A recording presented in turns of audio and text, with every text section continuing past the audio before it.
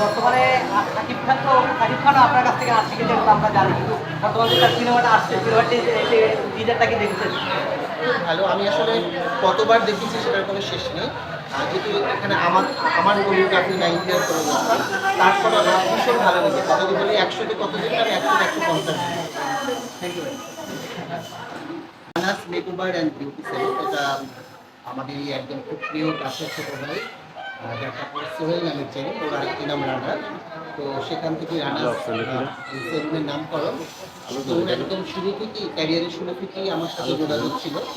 আমি একদম প্রথম দিকে মেকআপের কাজগুলি একদম আমার মাধ্যমে হয়েছে এবং সরকারি কিছু প্রতিষ্ঠানে প্রথম কাজ শুরু করেছিল, এরপর আস্তে আস্তে করে এই অবস্থা। এবং আমার সবসময় শুভকামনা ছিল, ওর স্বপ্ন ছিল একটি এরকম পায়ারটি স্যালুনে। এই স্বপ্ন আস্তে আস্তে পূরণ হচ্ছে, আরও একটি এটা দ্বিতীয় স্বপ্ন। আমি আশা করবো যে আরও অনেক অনেক শাখা আরও যেন হয় দিনে দিনে, এবং ওর সাফল্য সবসময় সাথে আছি। যে কোনো সময় আমার ও সবসময় ওর যে কোনো প্রবলেম, যে কোনো কিছু জানতে ইচ্ছে করলে বা জ্ঞান নিতে হলে আমাকে ফোন দেয়। এবং ও একসময় নৃত্যশিল্পী ছিল, এখন নাচটা করে না। সেক্ষেত্রে আরও একটু আমার আলাদা একটা শিল্পী আছে একজন নৃত্যশিল্পী হিসাবে। তো সবসময় ওর জন্য শুভকামনা এবং অনেক অনেক ভালোবাসা থাকছে। তো ভাইয়া, যেহেতু একজন শিল্পী করার কারিগর, যেহেতু তো যারা তরুণ উদ্যোক্তা আছে তাদের কাছে সেটা আপনি উৎসাহ দিচ্ছেন, তো এই বিষয়টাকে কেমন লাগছে? আপনার তো ঠিকানাটা বলেন একটু। ধরো ধরো ধরো। নতুনদের পাশে সবসময় যে সেক্টরই হোক না কেন, যেহেতু আমরা অনেক পরিশ্রম করে অনেক হাত দিনার বারো এই অবস্থানে পৌঁছেছি, তো সেই জন্য নতুনদের পথ যেন সবসময় মসৃণ হয়, সেক্ষেত্রে আমরা সবসময় আমাদের হাত বাড়িয়ে থাকবে। সবকে নতুনরাই আসবে, তাই তো নিয়ম যুগে যুগে। কিন্তু নতুনের জন্য সবসময় বলবো যে খুব স্বচ্ছভাবে, সুন্দরভাবে, সততার সহিত খুব মন দিয়ে কাজটা করার জন্য সবসময় আগ্রহী বলবো। যেই কাজটাই করে শুধু যেন সেই কাজটাই করে, সেই কাজটার প্রতি যদি বেশি মনোযোগী হয়, এবং টাকাটাকে চিন্তা না করে, যে শুধুমাত্র অর্থটাকে চিন্তা না করে, সেটা যেন ভালোবাসার রঙের তুলির ছোঁয়াটাও থাকে। আপনি যেহেতু বললেন যে কষ্ট করে এখানে আসার জন্য কাজের করে, তো অনেকেই এখন আপনি তো আপনার হাতে শিল্পী তৈরি করেন, অনেকেই আপনি একেবারে উচ্চ পর্যায়ে নিয়ে গেছে, এটা তো বলার অপেক্ষা রাখে না, কিন্তু এখন যারা শর্টকাট ভার্সন খুঁজে যে শর্টকাটে বড় হওয়ার জন্য, এদেরকে আপনি কি বলছেন?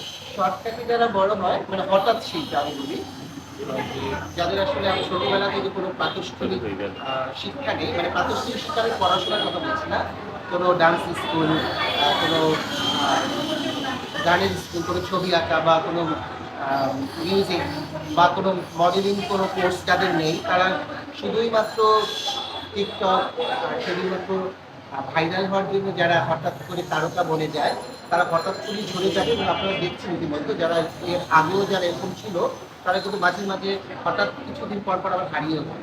কিন্তু যেটা হচ্ছে মজবুত শিক্ষা, প্রাতিষ্ঠানিক শিক্ষা, গুরুবিদ্যা শিক্ষা, সেটা কখনই শেষ হয় না, যেটা যুগে যুগে বেঁচে থাকে।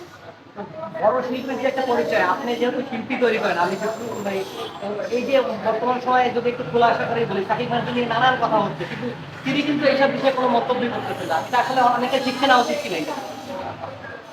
কারণ সে আসলে এত বড় বড় গাছে ঝড় লাগলেও কোনো কিছু হয় না। সে যতই ঝড় আসুক সেটাকে টানে নেয় না। এবং আমরাও ঠিক আমাদের কাছে অনেক কিছু মানুষ বলে, কিন্তু আমাদের মূলত কিন্তু আমরা কাজটা দিকে ফোকাস দিই। কারণ আপনারা দেখবেন আমরা একটা ছবি পোস্ট করলে, কোনো হিরোইনদের সাথে ছবি পোস্ট করি যখন, সেলিব্রিটিদের সাথে, তারকাদের সাথে, তখন সেটার ভিডিও, সেই ভিডিওগুলো কোথায়? আমার কাজের ভিডিও, কিন্তু আমরা কিন্তু সেটাকে কোনো বানানো ভিডিও, গ্রিন রুমে, রিহার্সাল ফ্লোরে, কোনো একটা ওপেনিং প্রোগ্রামে, স্টেজে। তো সেক্ষেত্রে অনেকে লেখে যে নিজ থেকে লিখতে থাকে যে উনি আবার কি, উনি কেন নায়িকাদের সাথে। তো সেক্ষেত্রে আমি বলবো যে ঈশ্বরের সেই কথা কিন্তু আমরা উত্তর দিই, কারণ যেই লোকটা আমাকে চিনতেই পারে না, সেই লোকটাকে উত্তর দিয়ে আমি কী করবো? সেক্ষেত্রে আমার মনে হয় যে কোনো কিছু পাচ্ছে লোকের কথা কারোই কানে না শুনে সামনের দিকে যত পারে এগিয়ে যায়। আপনি তো অনেক দিন থেকে এই ইন্ডাস্ট্রিতে, তো আগে যেভাবে আপনি একজনকে নাচ শিখে অনেকে স্টার বানাই দিচ্ছেন, এখনো এরকম হচ্ছে, তো আগে যেভাবে মূল্যায়নটা, এখনকার শিল্পীরা কি এই মূল্যায়নটা করে আপনাকে? আগের শিল্পীদের সাথে, স্বর্ণালীর সময়ের শিল্পীদের সাথে এখনকার মূল্যায়ন তো হবেই না। কারণ ওই সময় তখন করেছে আগের যারা, যেমন আপনি আমার সেক্টরে যারা মনে করেন সাদি ইসলাম মৌ, তারিন জাহান, মোনালিসা, শ্রাবন্তী, সীতা, ওই সময় যারা কপি করি নৃত্যশিল্পী তারকা যারা, তারা কিন্তু এত শিখেছে, 15, 16, 17 বছর শুধু নাচ গানে শিখেছে। তো সেক্ষেত্রে তাদের যে শিক্ষাটা আমার কাছে আমাদের সাথে যে আচার আচরণ, ব্যবহার, টাইম মেনটেন, রিহার্সাল, ফ্লোরিয়েশন, ওয়ার্কিংদের সাথে যে সম্পর্ক, সেটা এই সময়ের যারা তাদের তার প্রাতিষ্ঠানিক শিক্ষা নিয়ে আসে না, কিন্তু সবাই বলবো না, অনেকে আছে নতুন এসেছে, তাদের ভিতর ডিসিপ্লিন রক্ষা রেখে শেখার একটা প্রমাণাঙ্ক অনেক দূরে এগিয়ে গেছে, আর কেউ কেউ একদমই ডিসিপ্লিনের মধ্যে নেই, এবং যারা ডিসিপ্লিনে নেই তারা হারিয়ে